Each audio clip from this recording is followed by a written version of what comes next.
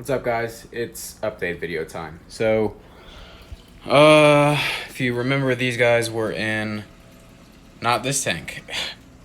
Also, this is how this tank is looking right now. The rock came off. There's some algae that I'm dealing with, but that should go away once I stock the new fish. Here are some leopard ctenopomas. There's one. There's one of the little guys. There's two small ones and two big ones in here. But yeah, basically, there's a very clear reason that these guys are in here and not in the 40 gallon like they were, and that is because they were ruining my plants. Within like a few weeks of adding them to the tank, they started breeding and tearing up all the crypts. And since that tank was meant for crypts, the whole point I did it was because I wanted a crypt tank. So I'm not going to keep fish in there, even if they're cool, just because they're cool. So those guys came out. It was really annoying, really frustrating. And I also decided that this scape isn't really suited for leopard ctenopomas. I mean, they look cool in here, but they don't have a lot of hiding spots. Most of these, like, there's not really, it looks like caves and stuff, but it's really not. It's just, like right here, for example. It looks dark and shady, but there's really nowhere there for them to hide. Maybe down here, or, I mean, this spot is good. They really like that, but really they just kind of sneak around and behind the plants, and it's just, I feel like they're stressed out, and I feel like this tank would be much better with a bunch of South American stuff like Bolivian rams, a ton of cardinal tetras, and corydorus and autosynclus. But yeah, while we're on the topic, I absolutely love this tank so much. It's going in so well, and it's so awesome. But yeah, back to the 40 gallon. The 40 is, as you can see, a little bit more barren than the last time I filmed it. The crypts are being weird. A lot of them aren't just aren't growing like I'd hoped they would. This whole area got ripped up, and I just did a 100% water change, so a bunch of stuff melted, and it's just really bumming me out. But yeah, this tank is kind of on hold for now. I'm just gonna kind of let it chill and let it do its thing for a while. Just do small water changes every week, and just kind of let it get back into the groove of things. I think the pencilfish might stay in here, but I'm thinking I'm gonna go more Southeast Asian because it's a crypt tank. Southeast Asian plants, maybe Southeast Asian fish. So I'm thinking maybe some kind of barb, some loaches, maybe some gouramis. I've always wanted to do like honey gouramis or something cool like that, just something nice and easy to take care of. But this light is kind of ruining the vibe. It gives off crazy colors. You can't really tell because I'm not doing color corrections or anything. I'm just filming on my iPhone and posting this stuff. But like if I were to take, I don't have anything red in here. Oh, maybe you may be able to see this.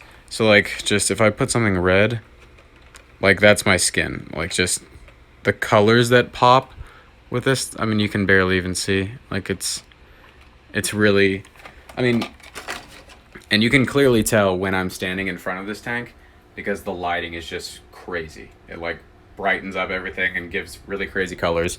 So that's why it's an awesome light. Like it gives really good hues of greens and reds and everything, and brings out the really cool colors, like in the dragon stone. Brings out a lot of the good qualities, but it's just so bright. And crypts don't like bright light. I want kind of a dimmer look here, so I'm thinking I'm gonna remove this light and find a way to use it elsewhere, which is a shame because it's a $300 light. And yeah, so I'm in the market for a new light, I guess.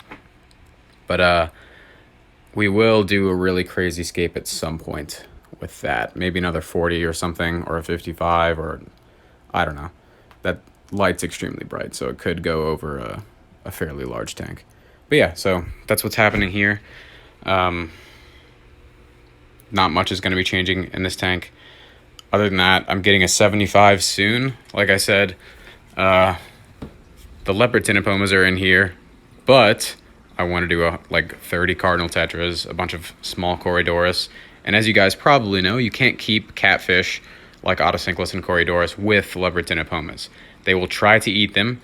They will pretty much succeed, but then these catfish have barbs and stuff, and they'll get stuck in their mouths and they'll just choke to death. It's happened to me before, and it's a really big bummer. So I'm not trying to repeat that. But yeah, so the leopard ctenopomas are getting their own tank again because I feel like this scape didn't really suit them as well as it should. I'm getting a 75 gallon over here, and it's going to be a ton of Malaysian driftwood. The back is going to be black. It's going to be sandy on the bottom, and it's just going to be piles of wood, essentially. It's going to have a really dim light. I'm probably going to do not necessarily a riparian planter, but kind of like an aquaponic style thing in the back that's got expanded like clay media, and I just pump water through it and have it flow through. And then I'll throw, because I want to keep the flow minimal, and then I'm just going to grow a ton of plants and have it semi-lit and have a few bulbidus in there. But yeah, if you're watching this right now and you want bulbidus, I have so much bulbidus. They're in this tank because I'm letting all the algae die off. I need to do a water change and stuff and kind of clean this stuff up. But I didn't want to sell it to anyone with algae on it, so the algae is pretty much gone. Like you can see here, that used to be BBA, and it's all dying off. So there used to be some algae on these guys, and it's just this crusty looking stuff. But I need to like shake it all up and get that debris loose and then do a big water change. And these guys should be ready to sell off pretty soon. They're big, healthy plants. And like there's all that debris coming off. But I mean, like if you were to buy something like this, usually you're getting leaves that are like this big, and it's like 5 leaves that big, and you get like 3 plants for like 20 bucks. I'm trying to get rid of a lot of this so it doesn't go to waste. So I may do like a giveaway or something in the future. Oh, there's a new little plant forming on that. That's kind of cool. A giveaway, and then just sell off the rest or something. I don't need a lot of it. I want to pull a bunch of it out of here and replace it with narrow leaf java fern, just because that's a plant I've always wanted to keep, and I think it would look really good with the South American vibe. But yeah, this is just like an all-around kind of update. I wanted to give you guys something to watch while all this stuff is happening, because these guys are a-holes and they ruin things. And then these guys are very specific in like what I think they should be kept in, so they're ruining things too. But it's okay. We're getting new tanks. Getting a 100-gallon and a 75. 100-gallon is a surprise. A few people know what I want to keep in there, but yeah. But anyway, yeah, that's the gist of what's going on. There are other projects in the works that are really cool that you guys are going to see soon. I'm not going to give those away right now because I'm giving away like a lot of stuff already, and I don't want to like make promises that are empty. But there's a lot of really cool stuff going on right now. Yeah, but thank you guys so much for watching. Like I said, just wanted to give you a little update on what's going on, give you guys something to watch to keep you guys posted, and thank you so much for watching. Don't forget to like and subscribe, and hopefully I'll see you next time.